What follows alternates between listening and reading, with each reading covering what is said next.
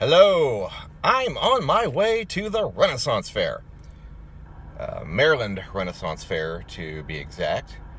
There was once upon a time that I used to go every day that it was open during the season. And it's actually been a couple of years since I've gone. So I've got my camera, I've got some other things, and I've got my coffee. And I'm going to make the drive over to the fairgrounds and have a fun day. It's nice out. It's only going to be in the 60s. It rained a little bit last night, so hopefully the dust is going to be a little bit less than usual. So I'm about to get out of the parking lot here and make my way over. So let's take a look and see what the fair is like. The day starts out with the opening gate show, which was just shy of 10 in the morning. There's already several hundreds of people ready to go inside. This particular festival is so popular now that it often sells out by mid-afternoon. So I purchased my ticket online the day before.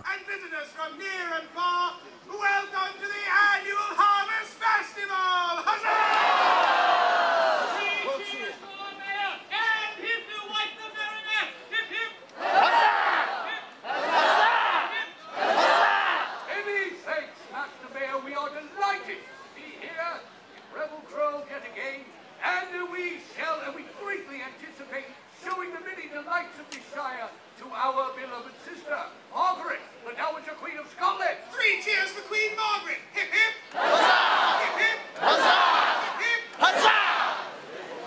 After the gates open, the herd of people start making their way towards the various wonders within. And those wonders are many. There's usually some bits of entertainment near the entrance shortly after the gates open. Here we have various members of the cast performing a bit of a dance.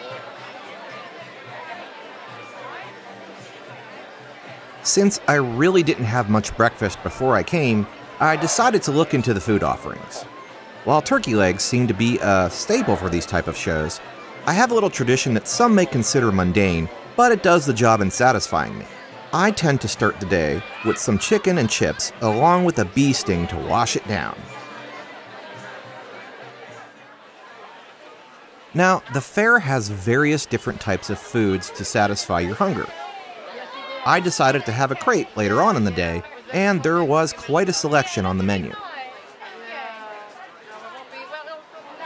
Unfortunately, it took about 45 minutes to get my order due to the number of people in line. I'm not entirely sure if it was worth the wait, but I did need to put more food in my system.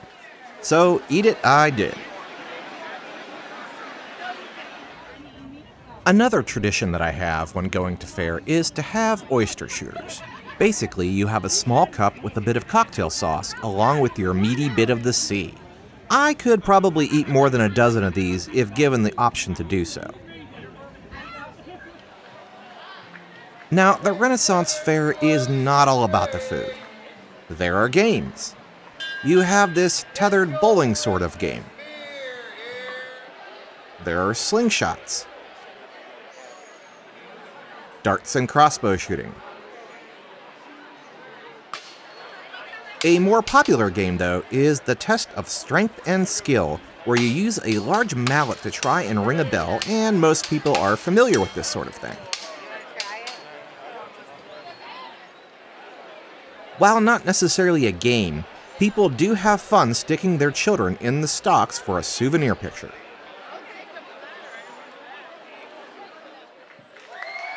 Now, if games aren't your thing, there are a number of shows that you can watch throughout the day. Here is a mime comedy type act called Full Named O and Lala.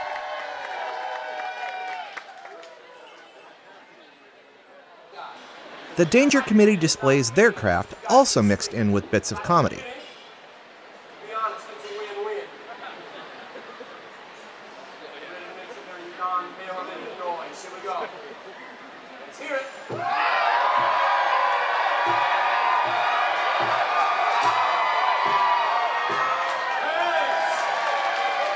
there's music.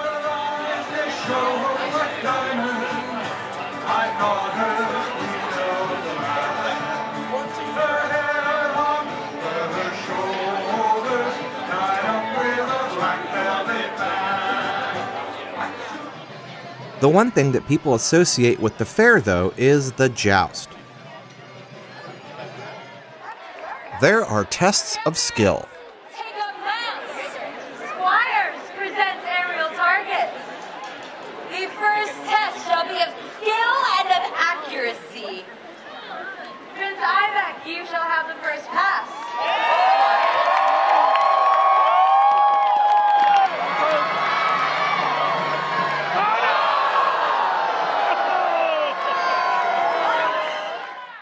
Horse riding tricks and stunts.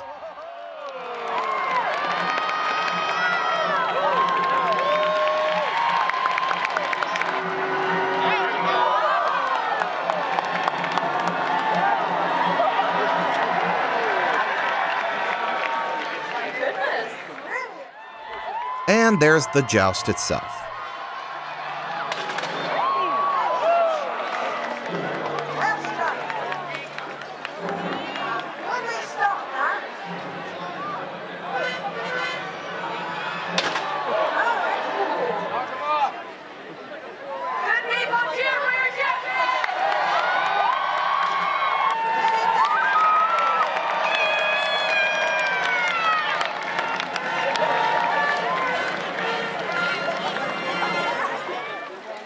As with many park-like entertainment venues, the fair has its share of souvenirs that you can bring home.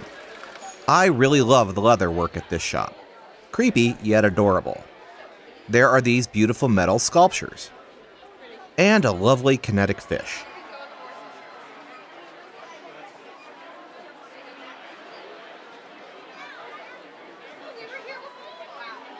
You never know what you may come across when you're here.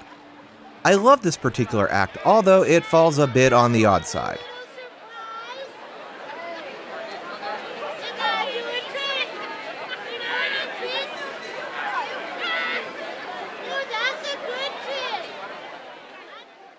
Patrons dress in all sorts of costumes, including a stormtrooper in a pink tutu, and the inescapable inflatable T-Rex.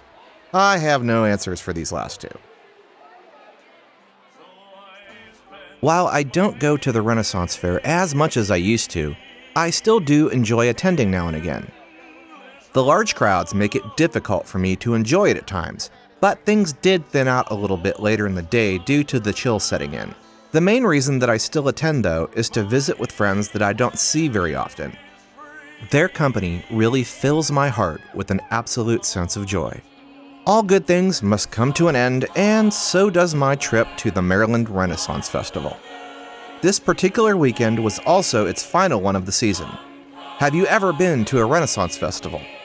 Please tell me your stories in the comments. That's it for this video. If you'd like to support the work that I do, please visit my Patreon via the link in the description.